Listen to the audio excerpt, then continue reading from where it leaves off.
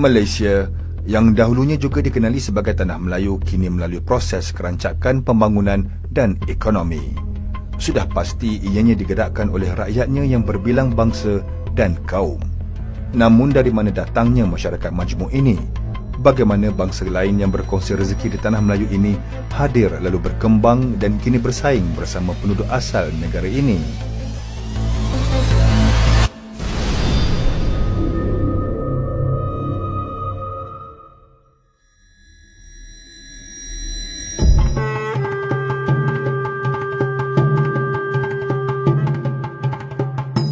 Penghijrahan pendatang Cina dan India ke Tanah Melayu bermula pada sebelum dan zaman kegemilangan Melaka. Kedudukan Melaka yang strategik yang terletak antara laluan Cina dan India membolehkan pedagang datang atau singgah ke pelabuhan Melaka ketika itu. Mereka datang ke Tanah Melayu untuk mendapatkan bekalan buah-buahan, biji timah, lada hitam, candu dan ubat akar kayu. Mereka juga memperniagakan barangan mereka seperti kain sutera, kain benang emas, tembikar, pinggan mangkuk dan sebagainya. Lalu, hubungan perniagaan ini membuatkan kehadiran kaum Cina dan India ke Tanah Melayu ketika itu sangat konsisten dan berterusan. Apabila Sultan Mansur berkahwin dengan puteri Cina, dikatakan puteri Cina tapi sebenarnya bukan puteri Cina, tapi seorang perempuan yang dijadikan sebagai puteri Cina untuk berkahwin dengan Sultan Melaka kerana Melaka sedang membangun menjadi sebuah empire yang besar dan akhirnya perdagangan dengan Cina telah berlaku. Jadi ini adalah satu politik perdagangan pada masa itu. Tapi masyarakat kita dah terimalah Puteri Hang Lipo, tapi sebenarnya Lipo tu nama besar yang mengiringi dia datang ke sini. Tapi itu satu isu sejarah lah bagi saya kedatangan mereka ke Kesultanan Melaka dan diceritakan dalam sejarah Melayu ada 500 orang biduanda Cina, makna pengiring-pengiring puteri ini datang dan puteri ini berkahwin dengan Sultan dan akhirnya dia dapat seorang anak. Tetapi yang penting ini ialah bahawa perkahwinan dengan puteri Cina itu telah menyebabkan lahirnya satu masyarakat di negeri Melaka yang dipanggil sebagai Baba dan Nyonya. Ini adalah keturunan yang datang pada kurun ke-16 yang terpisah jauh daripada negara Cina dan akhirnya mereka berasimilasi dengan masyarakat Melayu dan mereka menerima pakaian, cara hidup dan juga makanan, kuih muih dan juga adat istiadat Melayu. Tetapi pada hari ini orang-orang Cina tidak mengaku itu Cina peranakan ini mengambil daripada orang Melayu ini juga satu fakta sejarah yang mesti kita betulkan. Mereka duduk dengan masyarakat Melayu dan akhirnya mereka menerima macam kuih-kuih kalau kita ambil pakaian pun kalau kita tengok sejarah nyonya peranakan misalnya pakai baju kebaya tetapi bukan yang labuh tapi yang pendek, mereka pendekkan. Jadi ini asimilasi budaya yang berlaku. Cuma mereka tidak masuk Islam, ada separuh masuk Islam tapi banyaknya tak masuk Islam. Dan Sultan Melaka telah meletakkan Bukit Cina sebagai penempatan mereka untuk dikebumikan siapa yang mati sampai hari ini. Itu kali pertama mereka datang. Dan juga kalau kita pandang dan juga dari segi orang India juga, orang India mula datang ke Malaysia ni, ke Malaya dulu adalah sama ada dari segi pedagang ataupun pengembara dan satu lagi mubalik. Saya beri contoh contohnya kalau pedagang kita terkenal dengan Cetia bermula dari Melaka, datang masuk Melaka dengan kumpulan Ceti. Dan di Penang Chulia itu adalah orang daripada Southern India. Dan juga kalau misalnya di Perak, yang India ni dia membalik, dia satu perkampungan India yang terawal di Perak, iaitu di Pagan Serai, dipanggil dengan nama Kampung Padre. Kampung Padre itu maknanya orang Kristian yang membalik Kristian India yang datang membuka penempatan di Tanah Melayu waktu itu. Yang ini sejarah kehadiran orang India ke Perak lah. India ni datang sejak zaman Melaka. Tahu tak? Mereka datang sebagai pedagang, sebagai kuli. Tetapi banyak datang sebagai pedagang. You mesti ingat tahu, orang-orang India ni adalah pedagang. So mereka ni datang berdagang bawa barang-barang macam-macam daripada barat punya. Mereka datang daripada Tusan Swiss, mereka singgah di India.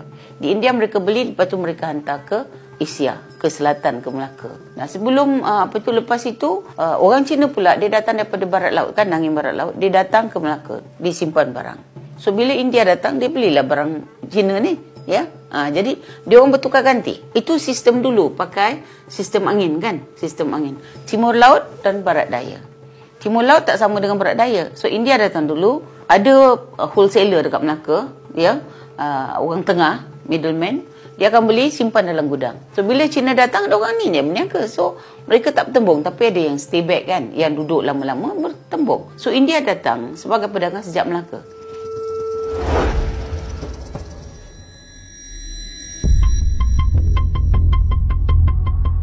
Abad ke-19 adalah titik tolak penting dalam sejarah Tanah Melayu apabila perkembangan perusahaan bijih timah dan getah telah membawa kepada kedatangan orang Cina dan India selepas campur tangan British di negeri-negeri Melayu. Perkembangan perusahaan bijih timah dan getah telah menyebabkan kemasukan pendatang Cina dan India secara beramai-ramai. Penghijrahan pendatang Cina dan India ini telah mewujudkan masyarakat majmuk di Tanah Melayu sehingga ke hari ini. Kedatangan kaum Cina dan India ke Tanah Melayu ini secara beramai-ramai ini kita tahulah bahawa sebelum perang dulu, ya. Jadi sebelum British campur tangan lagi di Kedah ni, kita tahu sudah ada orang-orang Cina yang datang secara sendirian, walaupun tak begitu ramai, terutama dari kalangan ahli-ahli perniagaan. Ada juga dari kalangan ahli perniagaan tu orang Cina Islam. Orang Kedah panggil kontong. Dia datang menjual kain di kampung-kampung. Banyak ramai macam tu di seluruh Malaysia lah. Dan dia gunakan satu alat yang dibunyikan. Orang tahu dah ini mesti Cina ni jual kain datang. Bukan di Kedah sajalah, tempat-tempat lain semacam tu jugalah. Jadi secara ketil-ketilan datang. Keadaan tu berubah. Mereka mula dibawa masuk secara beramai-ramai untuk keperluan ekonomi. Okey, tamanya oleh pihak British dah. Jadi macam negeri Perak sendiri merupakan negeri yang paling ramai mempunyai penduduk Cina lah, masyarakat Cina yang datang. Dan kedatangan mereka seawal abad ke-17 lagi. Dah ada masyarakat Cina datang melombong di daerah Kinta, Padang-Padang, tapi dia orang secara kecil-kecilan lah. Sehinggalah pada abad ke-19 pertengahan, apabila Long Jaafar menjumpai bijih timah di Larut, jadi dia memerlukan tenaga kerja yang banyak untuk memperkembangkan kegiatan ekonomi dia, pelombongan dia. Jadi dia telah membawa masuk pada peringkat awal seramai 3 orang pelombong Cina daripada Pulau Pinang. Dan daripada titik tolak itulah jumlah orang Cina tu makin bertambah. Mereka datang untuk bekerja di lombong milik Long Jaafar.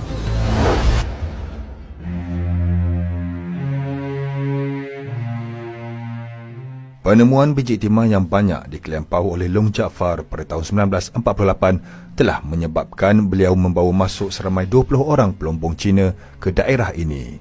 Kemudian, lebih ramai lagi pekerja Cina dibawa masuk oleh Long Jaafar dan saudagar-saudagar Cina dari Pulau Pinang sehingga pada tahun 1860-an. Bilangan pendatang Cina di Larut dicatatkan berjumlah lebih kurang 4,000 hingga 6,000 orang.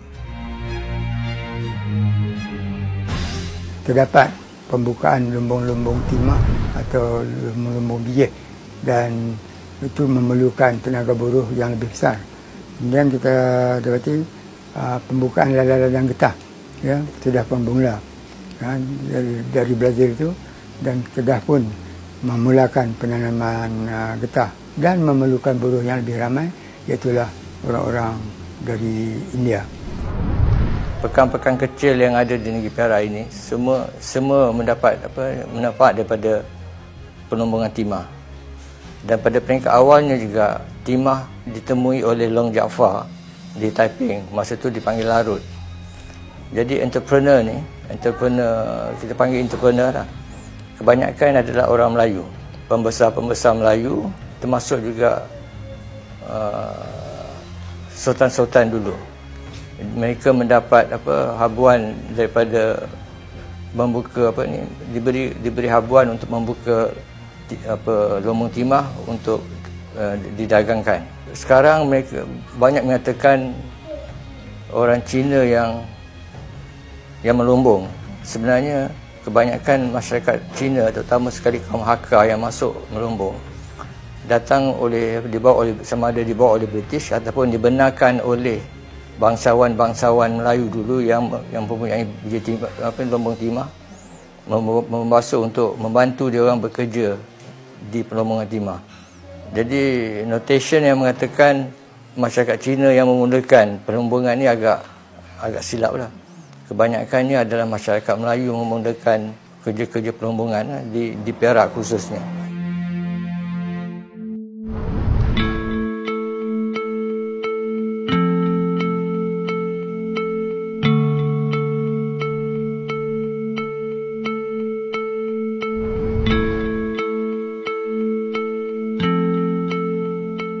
Legasi aktiviti perlombongan biji timah di Larut diwarisi oleh anaknya Ngah Ibrahim setelah kematian Long Jaafar pada tahun 1857. Pada tahun 1862, Ngah Ibrahim mempunyai 27 buah lombong biji timah di Larut, iaitu sebanyak 8 buah di Klian Pauh dan 19 buah di Klian Baharu. Kekayaan yang dikecapi oleh Ngah Ibrahim ini menjadikannya seorang hartawan dan pembesar Melayu yang berpengaruh di Perak, lalu dilantik sebagai orang kaya Menteri Paduka Tuan.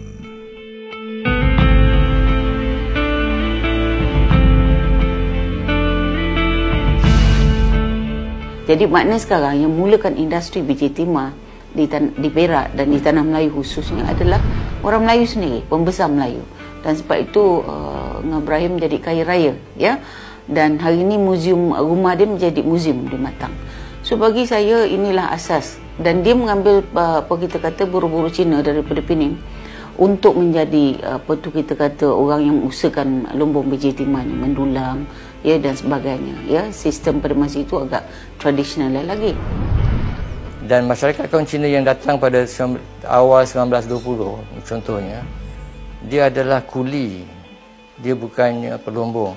Jadi as time goes by, bila dia orang ada duit dan sebagainya, dia orang list daripada bangsawan Melayu ni, dan dia orang membuka lumbung. Ada penulisan juga kajian, oleh kerana kemampuan masyarakat Melayu ni dari segi kewangan dan sebagainya tidak kuat, kaum Cina ni menjadi financial untuk kaum Melayu menjalankan lumbung mereka, dan juga masih juga menggunakan pekerja-pekerja daripada kaum Cina sendiri.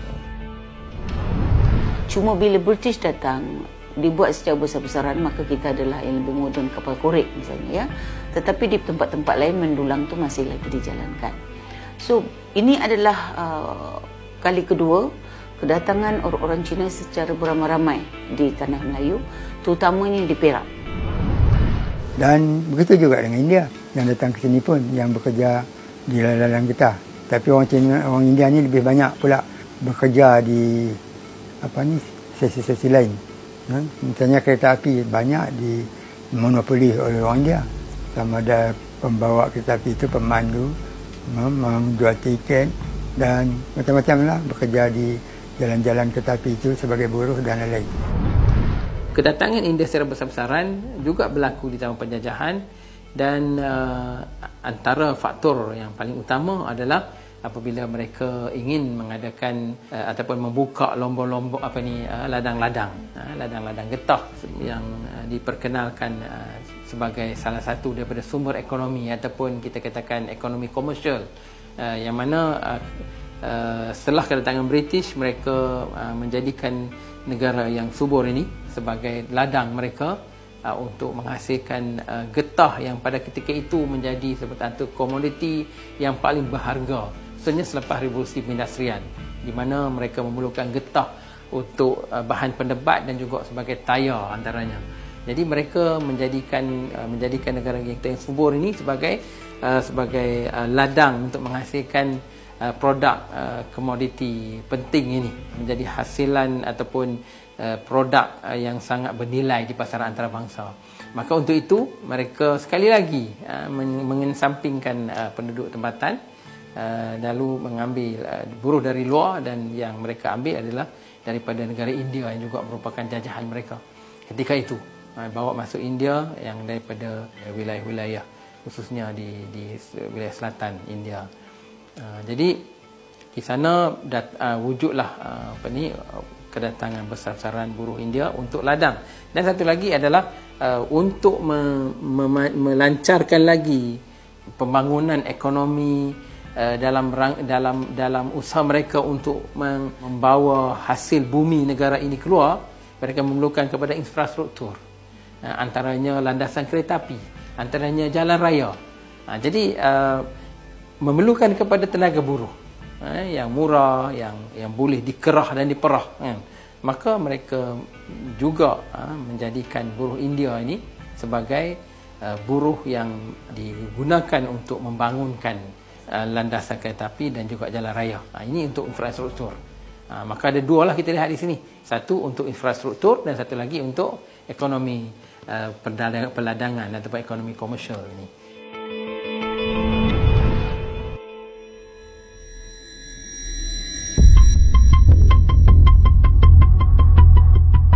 Selain itu, Ngah Ibrahim juga meneruskan usaha Long Jaafar dengan memajakkan kawasan perlombongan biji timah kepada para pelombong Cina.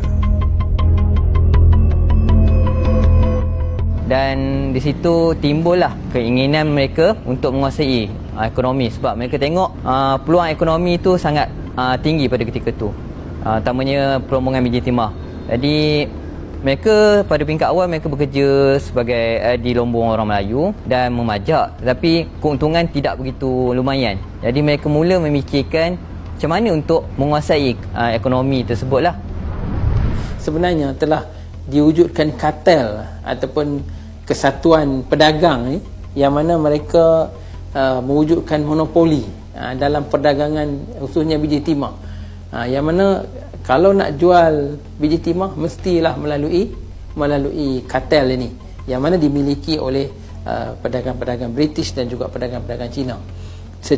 Secara terancang juga telah berlaku beberapa peristiwa yang menyebabkan kapal-kapal oleh kapal-kapal pedagang-pedagang Melayu ini ataupun pelombong-pelombong Melayu ini ada yang dimusnahkan oleh beberapa peristiwa. Begitu juga tempat-tempat membina kapal dimusnahkan oleh dalam beberapa peristiwa, yang mana ini memburukkan lagi usaha pedagang ataupun pelombong-pelombong Melayu ini untuk membawa hasil lombong mereka keluar. Maka dengan itu mereka tidak ada pilihan melainkan memberi pajak ataupun memajakkan kawasan-kawasan pelombongan mereka kepada pihak yang mempunyai kemahiran. Dan ternyata pada ketika itu yang paling dilihat paling aktif menjalankan perdagangan ataupun perdagangan biji timah ini adalah di kalangan pedagang-pedagang negara Cina. Sebab orang Cina ni dia orang datang daripada selatan China, selatan China. Mereka ni datang daripada tempat yang jauh. Jadi mereka tak ada saudara mara di sini. Salah satu cara mereka untuk menjaga kepentingan kebajikan mereka menyertai kelab kongsi gelap. Kongsi gelap yang ada di Pulau Pinang dan Singapura. Utama yang paling besar sekali adalah Gihin dengan Aisan lah. Kedatangan orang Cina Burma ini selalunya datang mereka ni ada puak-puak. Atau kadang-kadang orang Melayu panggil ada seng dia. Puak-puaknya. Setiap satu puak tu ada ketuanya yang disebut kapitan Cina. Dan kedatangan yang besar itu sebenarnya bukan saja dalam bentuk bilangan yang banyak, tetapi sebenarnya juga membawa bersama kelompok-kelompok kongsi-kongsi gelap dan juga kumpulan-kumpulan Cina yang sebenarnya kalau kita kaji dari segi budaya orang-orang Cina, sebenarnya mereka memang biasa hidup berpersatuan, yang mana persatuan itu dipanggil sebagai kongsi gelap kerana persatuan-persatuan tersebut tidak didaftarkan. Memang mereka suka hidup dalam kelompok yang dipanggil kongsi ini ataupun kelompok-kelompok persatuan-persatuan yang pelbagai.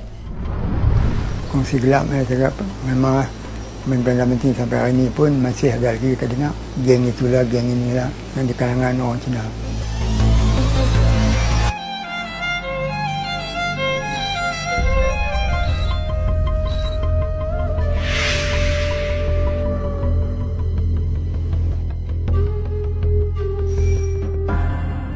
Mereka juga masuk dengan bersama-sama kongsi gelap mereka.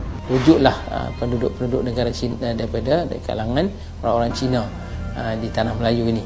Akhirnya berlaku juga dalam masyarakat mereka itu bergaduh atau berkelahi. Gihin dan Haisan akibat pergaduhan mereka, maka akhirnya British campur tangan.